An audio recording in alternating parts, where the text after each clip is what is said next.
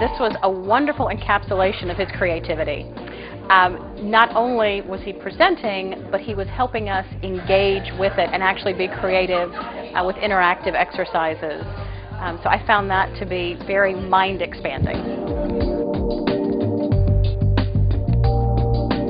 I absolutely would encourage people to go listen to Keith and take any classes he offers. I've actually worked with him on and off over the past 10 years and have learned so much when it comes to writing.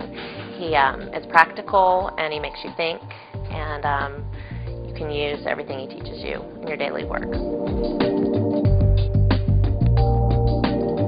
He has a very good presentation style. It's refreshing. It is not your standard stand-up lecture.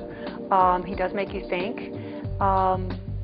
I found myself thinking and making notes and becoming creative in the context of the things that I'm working on while I was listening to it.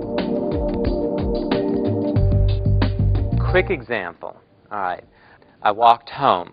Well, walk is a verb, right? Pretty pedestrian verb. There are 30 other verbs we could put in there to make that sentence, to give it more clarity and more descriptive power. So I floated home, I danced home, I whistled my way home, I sauntered home, I tripped home, I staggered home.